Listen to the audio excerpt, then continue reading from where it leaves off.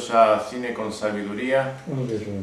Estamos a 4 de diciembre, sábado, y continuamos con nuestro estudio de El Camino del Guerrero Peaceful Warrior. Íbamos en segmento 13, pregunta 53, en la cual la escena es Dan y su doble están a lo alto de la torre. Y el doble le pregunta, ¿sabes quién eres sin mí? Para seguido luego exigirle, ¿qué estás haciendo? Antes de caer en picado desde la torre y aparecer de nuevo en su propia cama. Entonces hay que interpretar esa escena. Tengo aquí unos apuntes. La sombra a menudo ofrece la energía que nos impulsa hacia la meta, porque no motiva el escape, la vía de la fuga. Pero si en el transcurso de nuestro desarrollo no la transformamos en algo positivo, nos amenaza a destruir. Se convierte incluso en un miedo al éxito. Entonces, dos comentarios, pero vamos a prescindir un poco de eso. Y esa interacción, su otro yo, el yo dentro del yo, su sombra, le dice, ¿sabes quién eres sin mí? ¿Y qué estás haciendo? ¿Qué es lo que está haciendo cuando le dice qué estás haciendo? Está a punto de soltarlo. Primero esta sombra lo toma de sus muñecas, sus manos, y lo quiere jalar hacia el precipicio, muy seguro de que no me va a dejar caer, no me va a dejar morir, incluso con una actitud como de burla y de arrogancia. Sí. Así está, ¿no? Y cuando se empieza a dar cuenta Dan de que tiene que soltarlo y se da cuenta pues el ego, es cuando le dice, ¿qué estás haciendo? Cuando le está viendo esa intención de soltarle. Es interesante porque es como pues es una batalla dentro de su misma mente. Lo que está ocurriendo con Dan. Y me recordó ahorita precisamente al diario de un Senicho, del ojo que se ve, ¿no? Un diálogo que hay también con consciente e inconsciente, aunque diferente naturaleza, ¿no? de diálogo. Pero sí, tiene como una lucha interna, y el ego, ese yo, de alguna manera, pues le cae el 20 a Dan de que tiene que morir a ello. Pues para seguir en su proceso, para seguir en su desarrollo. Y es interesante la manera como lo ponen. Y se me está viniendo a la mente que eso pudiera ser incluso parte de un trabajo, así como con símbolos, ¿no? El morir al ego. Y aquí le están poniendo por símbolos. La torre se ve con el mismo. Y simbólicamente hay una pequeña historia donde va a matar al ego, pues no nada más se hace consciente de que tiene un ego y que lo va a dejar, sino que hay una manera de representarlo, como que hay un trabajo ahí interesante para soltar ese ego, ¿no, Choda? Ok, bueno, vamos a prescindir un poco del término ego, que en realidad solamente significa yo. Está muy bien, vamos a tomar de tu aportación, y en términos de lo que nosotros manejamos, tenemos, por ejemplo, la autoimagen. ¿Okay? ¿Cómo nos vemos a nosotros mismos? Tenemos la identidad, que es un modelo que representa lo que somos, lo que hacemos, cómo nos comportamos, cómo nos sentimos, de la misma forma que Don Quijote tenía la identidad de caballero andante y vivía de acuerdo a esa identidad. Decidió, ok. Pero también más típico, la mayoría de las personas no tienen identidad. Simplemente vagabundean por sus vidas y se mueren. Pero todos tienen una autoimagen. Todos tienen una imagen, una visión de cómo son, lo que son, etc. Y se observan. Podemos decir, la sombra es el aspecto de cómo es la gente que no pueden ver. Que cuando ellos se observan a sí mismos, no se dan cuenta. No se dan cuenta de sus malas actitudes, sus malos actos.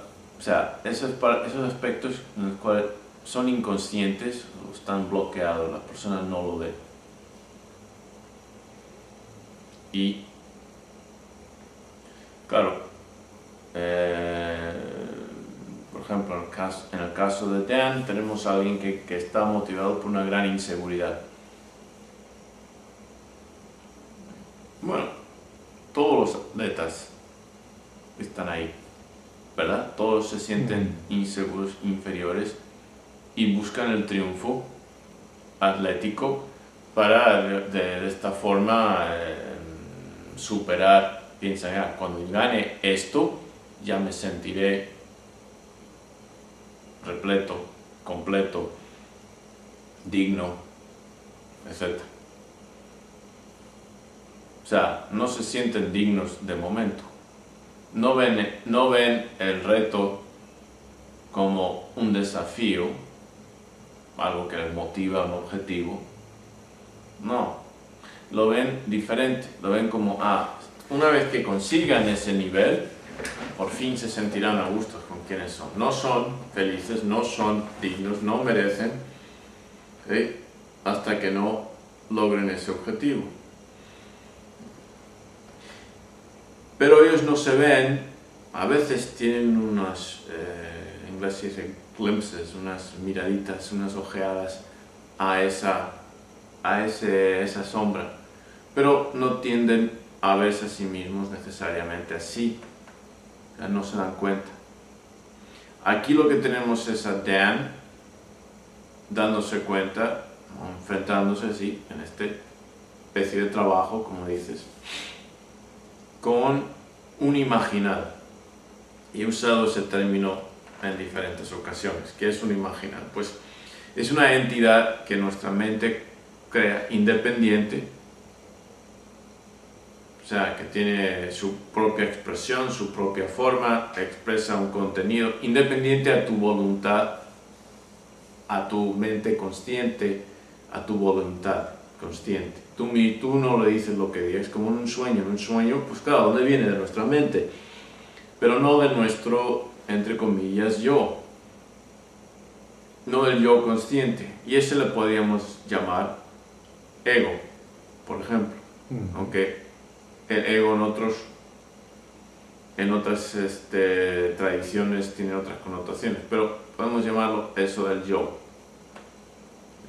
la voluntad. No, hay un desdoblamiento en el cual la mente ahora está creando estas imaginales, y el contenido, la forma, su expresión, todo viene de nuestras mentes, pero no de una cosa consciente. Es la mente inconsciente expresando una perspectiva, unas ideas y dándole forma completa. Entonces su mente está dando forma completa a este otro yo que le trata de arrastrar para abajo. Y está convencido de que va a ganar. ¿Por qué? Porque siempre ha ganado. O sea, es lo que le ha ido impulsando, pero él no lo veía. Okay. Y a través de este trabajo, Shodai tiene la oportunidad de verlo.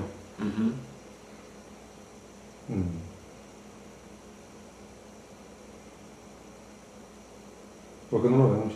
Porque normalmente no lo vemos, no somos conscientes de esa sombra. Somos es inconsciente. Porque tenemos que justificar lo que hacemos, cómo sentimos. O sea, por ejemplo, la expresión, me hiciste enojar, me hiciste enfadar, me pones nervioso, me sacas de quicio, etc.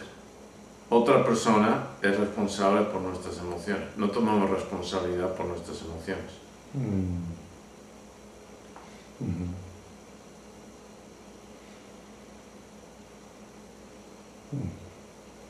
Pero, ¿dónde están las emociones? ¿Están en la otra persona? ¿En lo que la otra persona? No.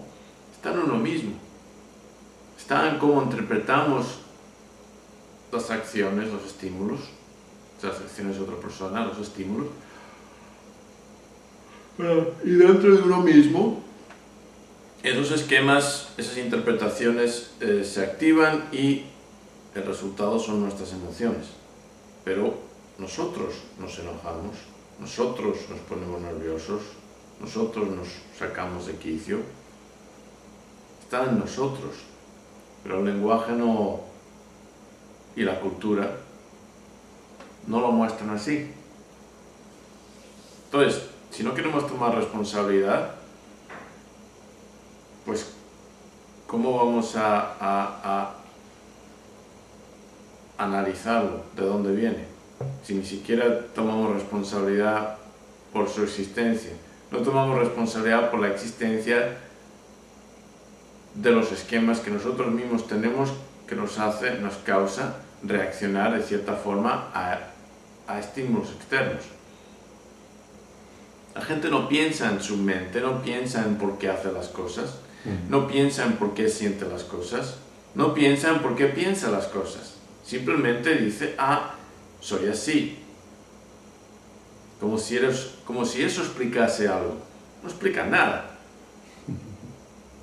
Pero justifica todo a su modo de ver. Entonces, el por qué, pues gran parte tiene que ver con cultura. Porque evidentemente tenemos los mecanismos necesarios para desdoblar esa mente inconsciente y conocernos. Pero ahora de la pregunta de ¿por qué está en la cultura? Entonces tenemos que ir atrás como pues 1600, 1700 años.